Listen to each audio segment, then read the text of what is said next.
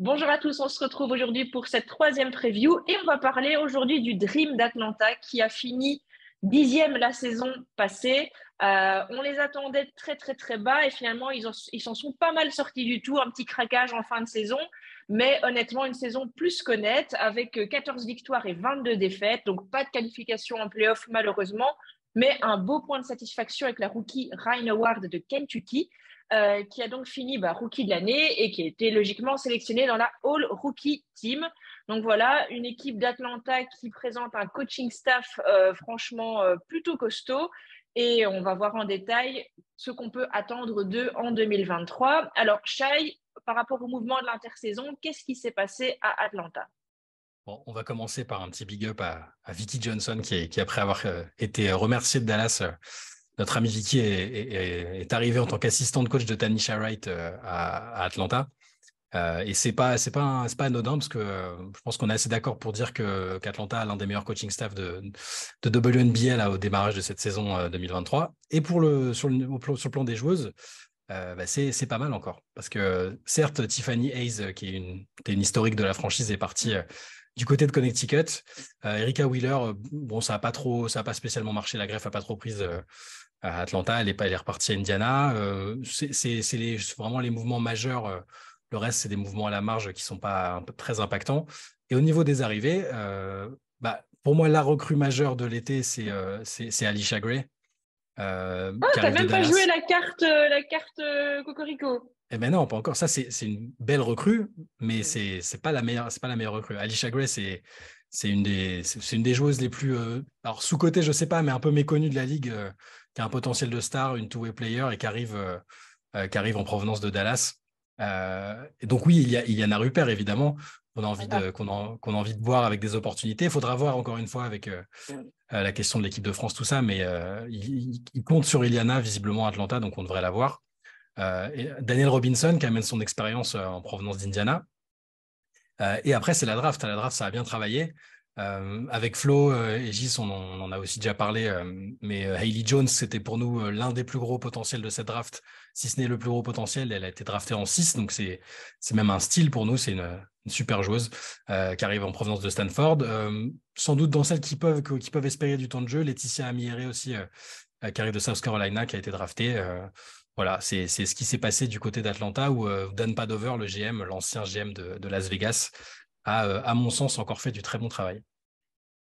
Et Flo, avec tout ça, est-ce que tu t'es risqué à prévoir un starting five pour Atlanta? À quoi ressemble-t-il?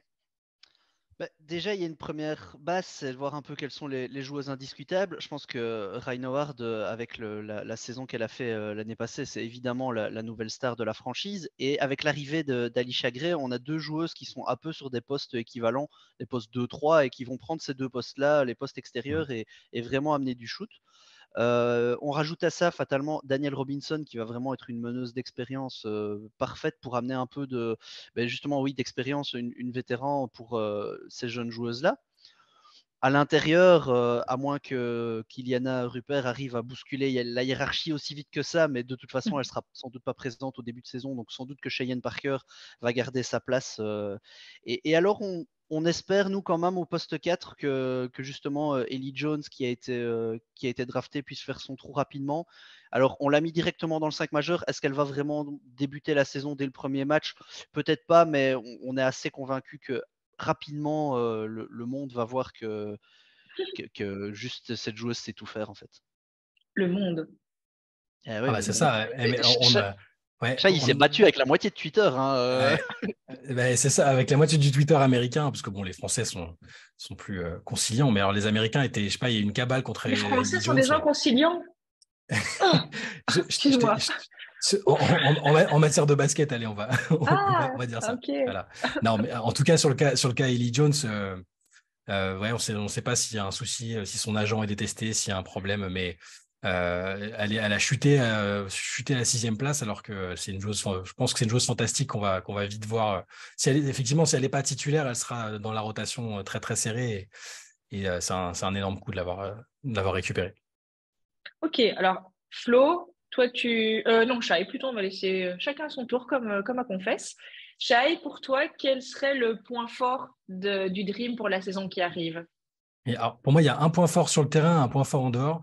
En dehors, je trouve que c'est le simple fait d'être passé d'une équipe qu'on n'avait pas du tout envie de voir jouer il y a quelques années, parce qu'on n'aimait pas la proprio, parce que le projet semblait flou, on savait que ça allait être acheté, on ne savait pas trop comment, à une équipe qui est hyper prometteuse, emballante, Sexy. parce que, ouais, sexy, on peut dire sexy sur le plan Ouf. du jeu, et même au niveau de la direction, René Montgomery qui est impliqué dans l'équipe, enfin, il se passe des choses à Atlanta et ça, on l'avait pas forcément vu venir.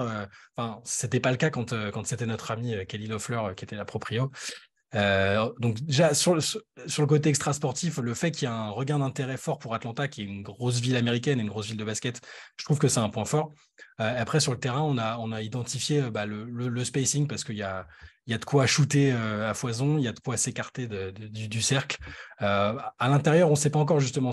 On verra s'il y en a du temps de jeu qui sera titulaire ou non, mais de prime abord, c'est pas leur force se situe pas à l'intérieur, mais plus au niveau du spacing et des armes qu'elles ont à leur disposition pour shooter et pour scorer fort. Voilà. Et alors, le point faible, Flo, pour toi? Ben, le point faible, Shai, il a un peu mentionné, il est peut-être plutôt à l'intérieur, mais surtout au niveau défensif. Parce qu'à l'intérieur, que ce soit Cheyenne Parker, on verra Ellie Jones, on verra Iliana Rupert, on sait tout l'apport offensif qu'elle peut avoir. Mais par contre, au niveau de la défense réellement intérieure, on a quand même des joueuses qui ne sont pas des big Mm. et qui, pour celles qui sont quand même assez talentueuses, sont pas, la défense, c'est pas leur qualité première. Donc déjà l'année passée, Atlanta avait quand même tendance à beaucoup se faire punir dans la raquette. Autant l'équipe progresse, autant sur ce point-là, ça risque d'être un peu la même chose cette année.